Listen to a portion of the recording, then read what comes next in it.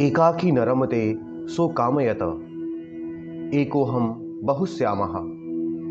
अर्थात अकेला होकर मेरा मन नहीं लग रहा था और इसीलिए मैं एक होकर भी अनेक रूपों में व्यक्त हुआ।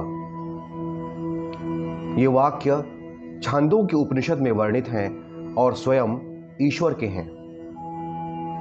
इस प्रकार उपनिषद का यह घोष प्रमाणित करता है कि यह विविध सृष्टि ईश्वर द्वारा बनाई गई है और उससे अभिन्न भी है।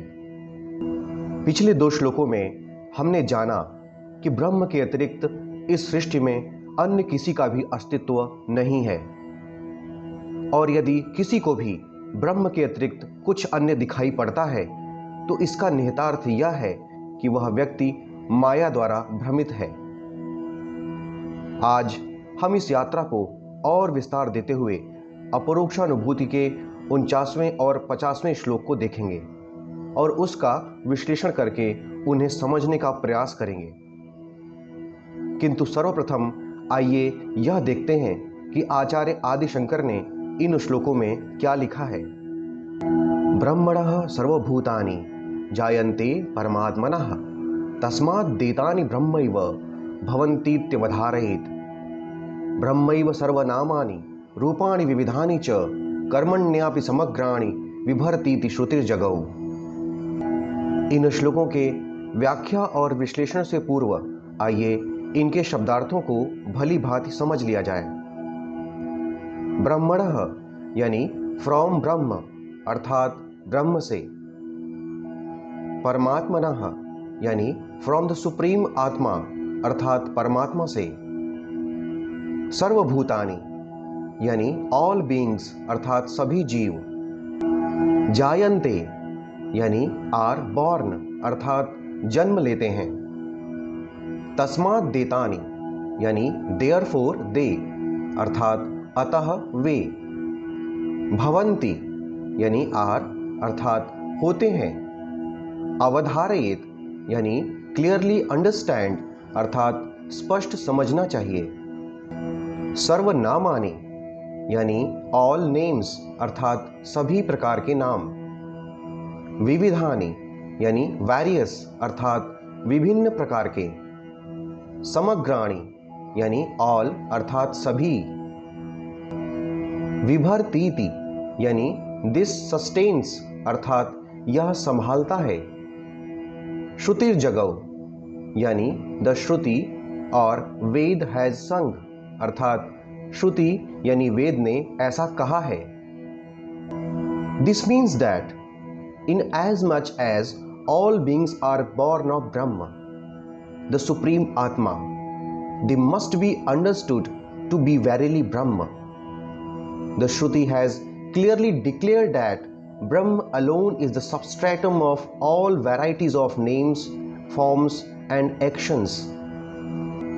यानी यद्यपि सभी जीव आदि ब्रह्म से उत्पन्न होते हैं इसलिए उन्हें भी ब्रह्म ही समझना चाहिए।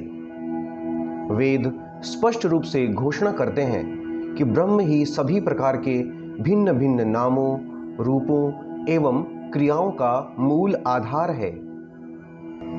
इन दोनों ही श्लोकों में इस संसार, इस सृष्टि के एकत्व की भी बात की गई है। हम चाहें तो उसकी परख वैज्ञानिक आधार पर भी कर सकते हैं। यदि आइंस्टीन के द्रव्य ऊर्जा समीकरण सिद्धांत E=mc² को देखें तो यह कहता है कि प्रत्येक द्रव्य ऊर्जा में और प्रत्येक ऊर्जा द्रव्य में परिवर्तित हो सकती है। अर्थात यह दृश्य अदृश्य जगत सब कुछ ऊर्जा और द्रव्य के एक रूपता के कारण ही संभव है।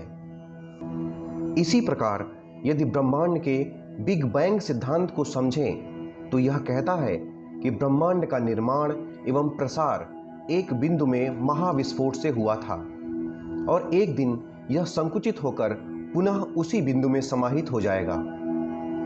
इन दोनों ही वैज्ञानिक सिद्धांतों से यह साफ है कि भिन्न भिन्न नाम, रूप आदि से विविध प्रकार से दिखाई देने वाला यह संसार वास्तव में एक है, इसका रचनाकार एवं नियंता एक है।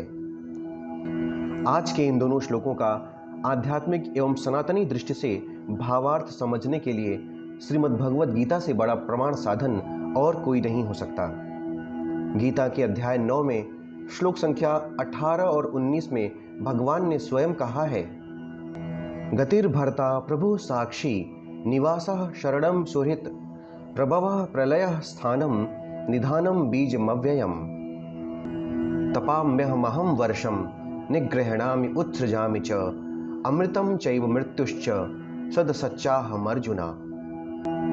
अर्थात हे अर्जुन, प्राप्त होने योग्य तथा भरण पोषण करने वाला, सबका स्वामी, शुभ और अशुभ को देखने वाला, सबका वासस्थान और शरण लेने योग्य तथा प्रति उपकार न चाहकर भी सबका हित करने वाला एवं उत्पत्ति प्रलय रूप तथा सबका आधार, निधान और अविनाशी कारण मैं ही हूँ। मैं ही सूर्य रूप में तपता हूँ और वर्षा को आकर्षित करता हूँ एवं वर्षा भी कराता हूँ। हे अर्जुन, यह भी जान लो कि मैं ही अमृत हूँ, मैं ही मृत्यु हूँ एवं सत और असत भी मैं ही हूँ, मैं ही सब कुछ हूँ। इन श्लोकों में भगवान ने स्वयं को ही मृत्यु और अमरता का कारण बताया है एवं यह भी बताया है कि वही सत्य है और वही असत भी है। बहुत से लोगों के मन में यह शंका होती है कि क्या यह संसार, यह सृष्टि सत्य है? क्या माया सत्य है? वे सभी लोग यह जान लें कि चाहे सत्य हो अथवा असत्य, दोनों के लिए ही किसी न किसी प्रकार के आधार की आवश्यकता होती है। न ही सत्य निराधार हो सकता है और न ही असत्य। सत्य तो स्वयं का आधार है ही, किंतु असत्य को भी सत्य का आधार चाहिए, क्योंकि बिना सत्य के असत्य का भी कोई अस्तित्व नहीं है। श्लोक संख्या 50 के आधार पर यह समझने का विषय है कि अंधेरे में एक रस्सी भी सांप की भांति दिखाई पड़ती है, किंतु सांप का भ्रम होने के लिए भी जिस प्रकार रस्सी रूपी आधार की आवश्यकता होती है, ठीक उसी प्रकार सभी प्रकार के नाम, रूप और कर्म माया जनित अर्थात भ्रामक होते हैं, किंतु इन सभी के भ्रम का भी एक कारण होना चाहिए और वह कारण स्वयं ब्रह्म है।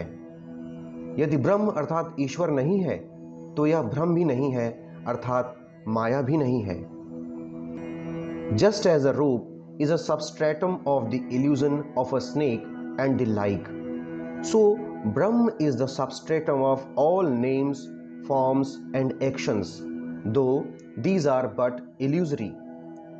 For even an illusion requires a substratum for its appearance.